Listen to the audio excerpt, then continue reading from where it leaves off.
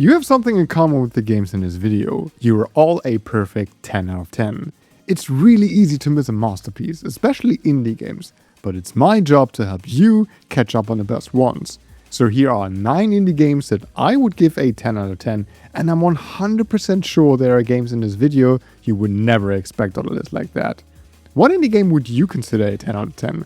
Let us all know in the comments. If you ask 100 people what the best Metroidvania is, a lot of them will say Hollow Knight, but one of my favorites is Blasphemous 2. At this point, I would even say that it's criminally underrated, or at least really underappreciated. Blasphemous 2 is a 10 out of 10 for me because it perfectly understands the Metroidvania formula and simultaneously makes it feel unique with its atmosphere and story. For example, the 3 weapons give you variety in combat, but they're also used for environmental puzzles and platforming sections. That way, sticking to one weapon won't work, and that makes both combat and exploration feel dynamic. Combat itself is absolutely perfect, as enemies have easy to read but sometimes hard to master attack patterns. Bosses especially are designed so well because each of them comes with a lot of mechanics to learn and surprise you with attacks and phase changes and unique battle arenas. Exploration, on the other hand, rewards you with treasure and upgrades that are actually useful. That's not always the case with Metroidvanias. And that's exactly what makes it so immensely satisfying. All that results in a brilliantly designed progression that is on the same level as Super Metroid for me. This game is very hard, but that makes the journey even more exciting. More people should talk about this masterpiece, and it's easily one of the best Metroidvanias ever, and also a 10 out of 10 indie game. One of the most underrated and overlooked RPGs of the last couple of years is Fretless: The Wrath of Rifson, despite it being an absolute gem. For me, this is a 10 out of 10 because so many aspects are on point and well designed, and it's so full of surprises. At its core, Fretless is an RPG about music. Instead of traditional weapons like swords, shields and all, you use an acoustic guitar, a bass and more to fight. But there is a twist, because you need to unlock riffs, which are your attacks. And since combat is rhythm-based, each of these riffs require a different timing. It's easy to understand and definitely requires some practice, but that's exactly what makes it fun. With additional upgrades to your instruments like a capo or new strings, you can customize your weapon to your liking. And with effect pedals, you can set additional passive effects that can make the combat feel very different. All this actually creates a surprisingly deep and highly varied combat system that is so incredibly fun to play. In a game about music, the OST has to deliver, and man, it really does. It's filled with absolute bangers, emotional tracks, and just surprises with its incredibly diverse sound. Trust me when I say this is one of the best RPGs of the last 5 years. I'm dead serious. It's short, full of love for RPGs and music, and without a question one of the indie games I consider a 10 out of 10. Have you ever been addicted to something? A while ago I would have answered no, never, but that has changed now because I've played Vampire Crawlers, and that's one of the few games in 2026 I consider a 10 out of 10. Speaking of addiction, in case you want to get addicted to my videos, you can just subscribe and get your regular dose of videos about indie games, JRPGs and more. Just saying. This game combines dungeon crawler roguelite gameplay with deck building turn-based combat, and it's a match made in heaven. Every gameplay element works perfectly together, and that creates such a uniquely addicting flow. For example, the different characters all come with unique abilities and cards, and completing challenges with them unlocks more cards.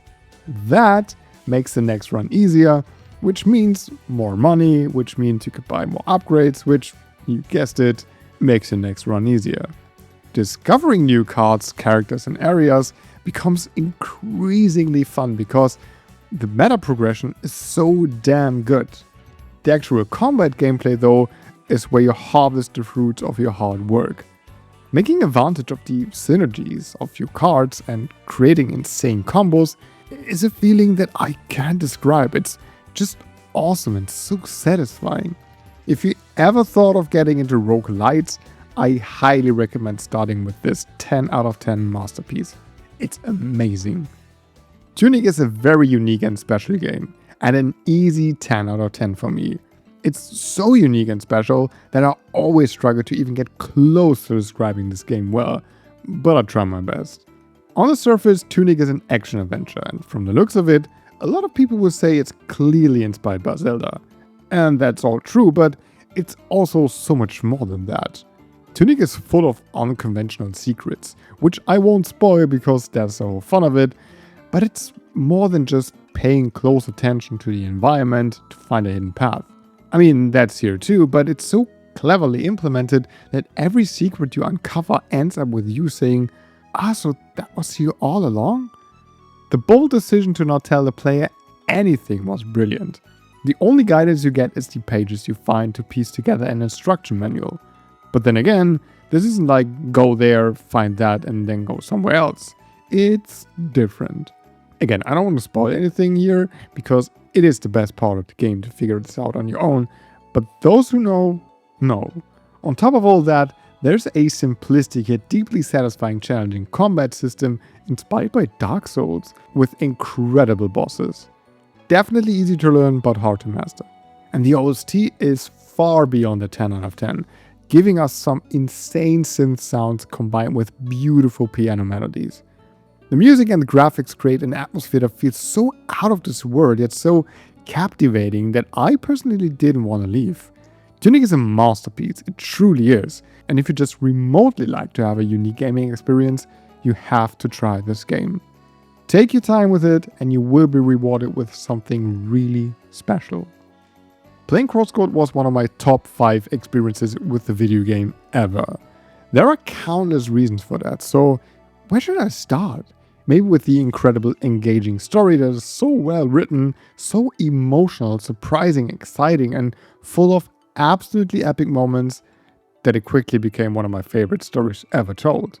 Or maybe I could start with the brilliant action combat system that is equally fast-paced as it requires precision and strategy. Every single enemy has its own mechanic you have to get behind. It's like a little combat puzzle. Not to mention the awesome elemental powers with crazy cool looking skills you just can't get enough of. So you keep grinding and grinding just to unlock more abilities. Or maybe I could start with the insanely well designed puzzles that are challenging, creative, and extremely satisfying to solve.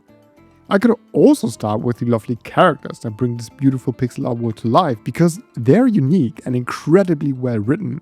There's no way you wouldn't care if you played this game. Or start with a soundtrack composed by Dennis Arpulu that is filled with references from games of the NES and PS1 era, while being something completely unique with its fantastic melodies. No matter where I start to talk about Crosscode, one thing is very clear. This is a 10 out of 10. Crosscode is one of the best games ever made, and one of my favorite games of all time. Look, I love a good surprise, okay?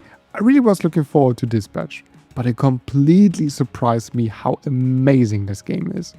The story around Robert is exciting, emotional, and super funny. Every character is so well written, and you can feel that in every second of this game, because there's banter constantly while in gameplay sections. That creates such a fun group dynamic you just can't get enough of. And without spoiling anything, the group dynamic can change a lot depending on the decisions you make throughout the game. Unlike a lot of these narrative-driven games, every decision, no matter how unimportant it seems, can change either the story or the characters' relationships a lot. And there's the voice acting. It's easily some of the best work I've heard in years, and everyone brings their character to life beautifully. Oh, and I almost forgot, but the gameplay sections in which you actually dispatch the characters is actually super fun. It gets intentionally stressful, but once you get the hang of it, it becomes super addicting. Honestly, instead of watching the next mediocre show on one of the streaming platforms, just play Dispatch. It's an amazing game that made me laugh, made me cry, and simply shocked me with its outstanding writing. I absolutely love this game. Okay, this may seem unexpected, but trust me, this game is ace. Piece by Piece is a puzzle platformer, and I mean that quite literally. Here you have to move around puzzle pieces and also move the character on the piece to get to a door. I mean, sounds easy, right? Yeah, well, it isn't, and that's a good thing. What starts off simple gets more complex over time. Every major world has a theme and introduces new mechanics like gears on the puzzle pieces that let you rotate them, or pieces you can flip, and much more. And then there are sections where two mechanics are combined for the sole reason to mess with your head. Solving these puzzles is really hard but immensely satisfying. And personally, I kinda got addicted to it for a while because man, this is so much fun. Piece by Piece is perfect to either play just a couple of levels every now and then or binge through the whole thing in one session. So in the end, I have to say there's absolutely nothing negative to say about this game. Really. Everything just works perfectly, so why be hesitant in rating this game a 10 out of 10? If you like a little challenge for your brain, definitely give this one a go. I know, most of us are fed up with roguelikes and lights. Honestly, me too. And still, I have a second one that is absolutely brilliant. Ball Pit is one of the most addicting games I've ever played. At first, the premise is simple. Throw balls at the enemy. Doing that earns you XP, which levels you up, which makes you stronger and lets you choose new special balls and so on. But it gets more complex. Finding synergies between special balls is key, and making use of the fusion system where two balls combine their power is essential. Then there are items for additional effects, evolutions where two balls create something completely new, and most importantly, a ton of characters, all with their own unique twist. There's one that mirrors every ball thrown, one that shoots balls from the other side of the screen, one that makes balls go through enemies, and so many more. And this is where this deeply satisfying meta progression comes in.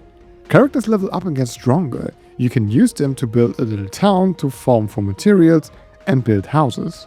They mostly enhance your stats. After you beat a level, you unlock the next one, which comes with new enemies and is more difficult. So now you repeat the whole thing. Try to beat it, fail, try it again, unlock more characters, level up, and so on. It all sounds weird on paper, I know, but it totally works and it's so incredibly addicting. That incredibly well designed gameplay loop and just the variety makes this an easy 10 out of 10 for me. Ball Pit is amazing. What is left to say about Clear Obscure Expedition 33 that hasn't already been said, right? This has quickly become one of the most well-known indie games of all time and one of the best rated ones too. And it deserves every praise it gets. I mean, it won multiple Game of the Year awards for a reason, okay? This game just moved me so much more than most video games I've played in my life. The twisted story kept me at the edge of my seat and surprised me so often. The pacing is perfect, the presentation, the epicness is just peak, and the atmosphere all this creates is dark and hopeless, yet there is a brilliantly nuanced sense of humor and enthusiasm. It's unreal how the writers managed to pull this balance off.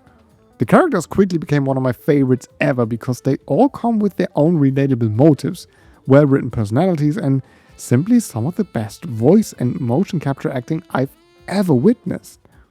Clear Obscure Expedition 33 also has my new favorite turn-based combat system. I always dreamt of a turn-based combat this active, but I'm not a game dev, so I had to wait for it to happen, and man, it's perfect.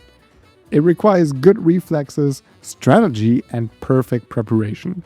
But it also allows you to build a party with skills and passive abilities that fit your playstyle. It's a really deep system that encourages creativity and experimentation, and it's so much fun. Clear Obscure Expedition 33 is a true masterpiece, and it's rare to get a game this special and with such an impact. I think this game marks a monumental moment for the industry, and for me personally, I now found one of my new favorite games of all time. And that's it. 9 indie games I consider a 10 out of 10. What indie game would you rate a 10 out of 10? Let us all know in the comments and hit subscribe to see more videos about indie games, JRPGs and more.